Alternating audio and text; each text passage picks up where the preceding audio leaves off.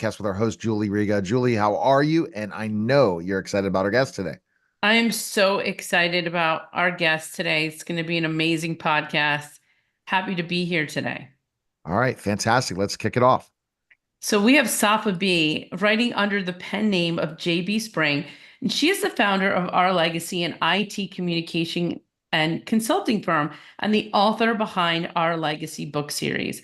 Inspired by her journey in entrepreneurship, Safa's writing emphasizes her belief that everyone has untapped potential or magic that can be unlocked through self-belief and perseverance. And today we're going to talk about the ingredients for success for having a balanced life. Welcome, Safa, to the Sandcourse podcast. Thank you. Thank you, Julie. Happy to be here. Thank you so much. And so what I ask all of my guests before we start is, what is your favorite food? Oh, wow. Chocolate? I would go with chocolate, definitely. I'm an addict. Oh, wow. Okay. Well, chocolate is something that is definitely good to be addicted to. And I think that the dark chocolate is really good for you right now. Super healthy. I go with the healthy option. Oh, good. But as long as it's healthy, have at it. Yeah. Well, thank you so much for being here. And tell us, just before we get started, a little bit about your business and your book. Okay. So I founded Our Legacy in 2020, which is a consulting IT and communication company. And yes, and then a few months later, I would say, I had this idea to work on my book, Our Legacy, to build this fantasy world. And then I released it a couple of years later. Oh, that's amazing. So the book and the business have the same kind of underlying theme to it. Exactly, which is believing in our potential and working towards, reaching that potential. Wow. So let's talk a little bit about that in regards to ingredients for success. The first one being potential. Can you talk a little bit about what that means for you? Yes. So basically, this is the essence of the story. We believe, my partner and I, we believe that everyone has unlimited potential, which is like some kind of inner magic that we all have. And we just need to find that passion, that will unlock that magic. And then, life will change. Yeah. Because we realized that we had this potential, and the more we were pushing our limits, the more potential we saw. And also with the people that we met, either our clients or the people that we worked with. So we feel like this is something that is universal. Everyone has unlimited potential if they just believe in their magic. Yeah. Neil, what do you think about Yeah, that? yeah. I mean, absolutely. If you believe, you'll achieve, right? Is that really what you want to try to Exactly. teach the clients? Is that if they can believe in their business, they will achieve it. If not, it's not Exactly. happening. Yeah. It's the power of the mind. I just believe this is like my biggest take in my career, I would say, or in my experience, is that the mind is a powerful tool. And if we believe in something, no matter how hard it is, we can achieve it. So, yes, I would say It's really that's inspiring because when we think about the untapped potential, it really has to align with some sort of purpose inside of you, because and that's where that magic comes in. It's that, hey, I'm pursuing the things that I love to pursue. And that is what is going to drive me to even understand my potential. exactly. I believe that if we didn't find our magic, it's because we didn't find our passion in life, or like our calling in life, I would say. And it's okay to, some people will find it easier than others. And I would say, even with my partner, we didn't have the same speed of like finding that passion in life, and or that calling. But once we have it, you sort of, your life get aligned with that, and so your energy as well. And then you start seeing the potential and seeing the magic, actually. And the more you work towards that calling or that passion, the more magic and potential you will see in yourself. I love it. And Neil, I think this is interesting because I know the other day you said to me, "Hey, Julie, I have to work 14 hours a day."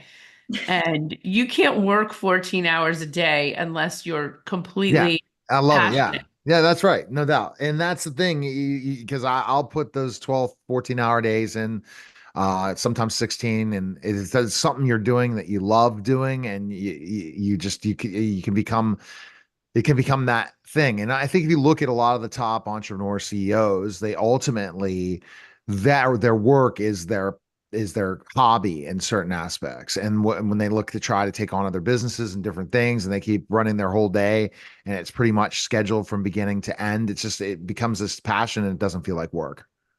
Exactly. I feel like everyone who quits their 9 to 7, they feel like I want to be free with my time, but then finds themselves once focused on their passion, working twice the time and Twice during or the three weekends, times the time. especially at the Yeah. beginning. And you Yeah. got to figure it out, and you got to figure it out, and that's the problem, is you got to figure it out and think it business wise, and we just come in with our passion, and it's okay, because that's the only way, because there's not a one size fits all. Neil Patel talks about that all the time. He says he looks at certain businesses and says, yeah, well, I don't really believe in that business model, but it was successful. There's no one size fits all. There's no one that can be a business coach that could teach somebody, say, hey, this is how your business works, because every business works differently, and that based on your customers, based on your whole thing. And to give somebody a guidance and say this is the only way it will work, that's not true. Yes, there is no formula, I would say, and nobody is capable of giving this trick, to succeed. It's all about the journey and a lot of elements that makes your experience unique. So you can have small tips and tricks, but you cannot have like a ready pathway towards success, I would say. Wow. What is the next ingredient for success? Well, once you unlock that magic, the journey begins, and the journey is a long one of growth. I would say a lot of challenges. You will have a lot of challenges, and so life will throw at you opportunities and also challenges. It's all about navigating that journey to grow and push your limits and push that discover more of your potential. Mm. Mm. You know what I was thinking? I don't know why I was thinking about all the things that we ignore in this personal growth thing, because yeah, it's easy to do the things that we love to do.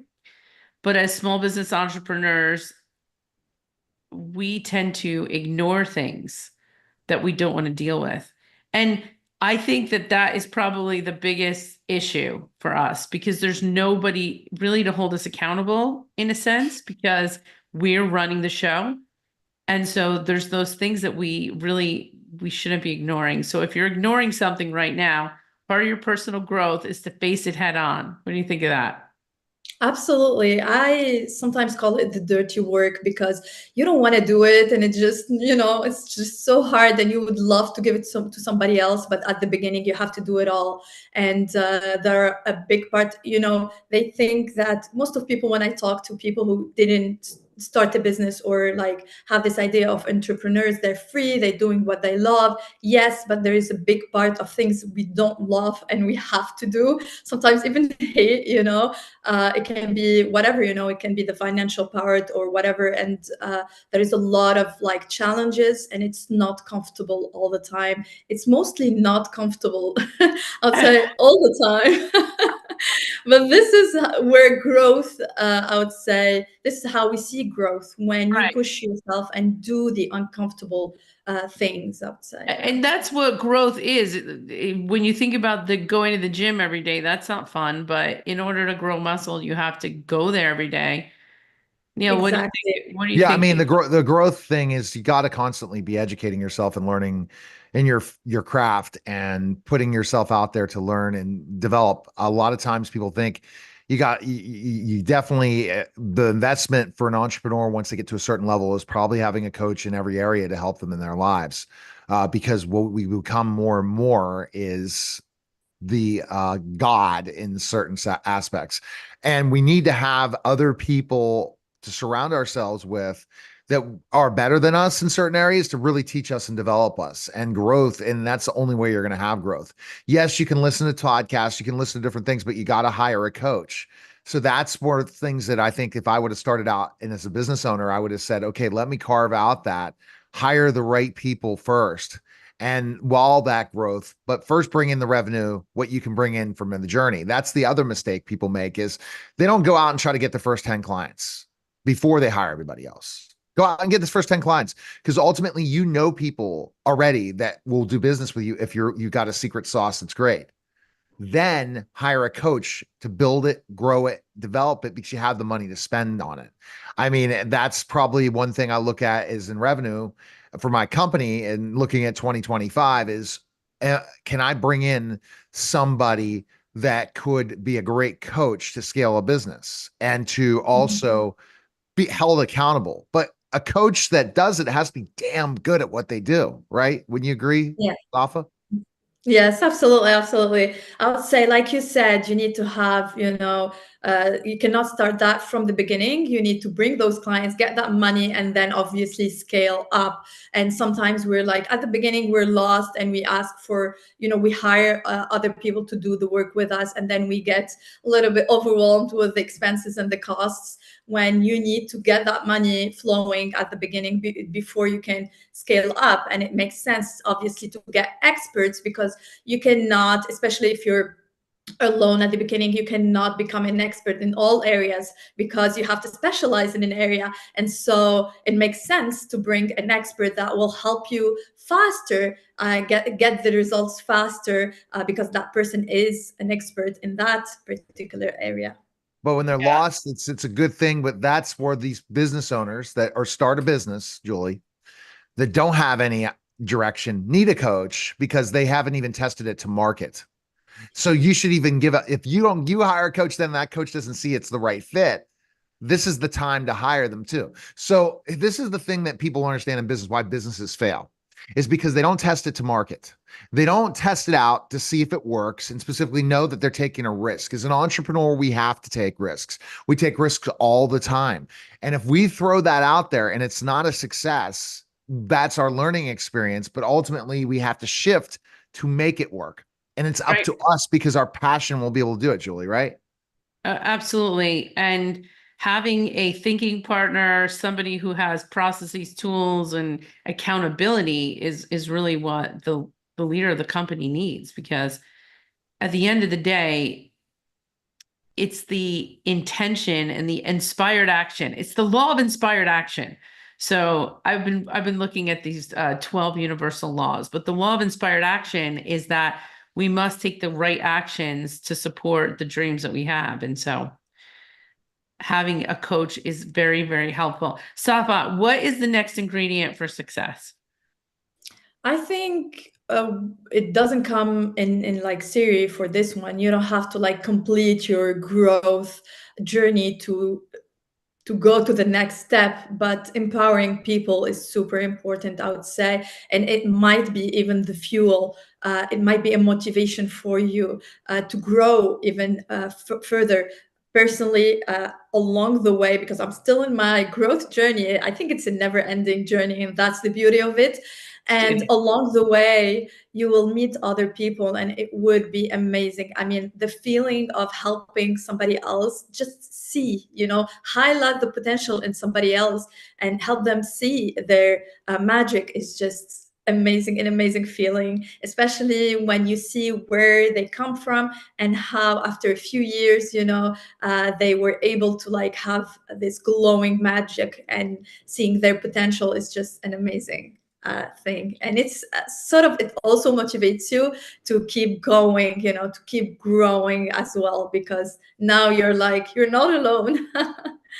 Yeah, it's so important for us to give back. And the legacy part of it, is that part of the legacy part? Of course. I mean, the whole point of this magic is to be able to teach it, I would say, or pass it on to other people. It doesn't have to be the next generation. It can be whoever you meet. If you touch them with your magic, that's the most amazing feeling. And that's the whole point of the legacy, I would say. I love it. I love it. Why should our listeners go out and buy your book right now? What will they get from your book? Because it will give them some time, to think about their magic and maybe unlock it and find this passion in life. And basically, it's just a word that is really like ours with a touch of magic, so you can find analogy in this fantasy word, you know, with the current one. You don't escape to a completely isolated word where when you come back you feel disconnected. You actually come back with a few messages and a few tools to get you going on your own journey of growth and finding your own magic. I love it. And the passion and enthusiasm comes out, Safa, as you're speaking, and I feel it. I feel it. So thank you so much for being on the Stay on Course podcast today. Where can our audience find out more about you and get your book? Thank you, Julie. So yes, obviously the book is on Amazon, but I am actually active on both Instagram and TikTok. I post a lot of videos either about the book or about the reading experience in general. So I can give you the links, and you can anybody can join in and share their own reading journey. Thank you so much. Thank you, Julie. Neil, you're on mute. Oh, sorry about that. That's a special simulcast of the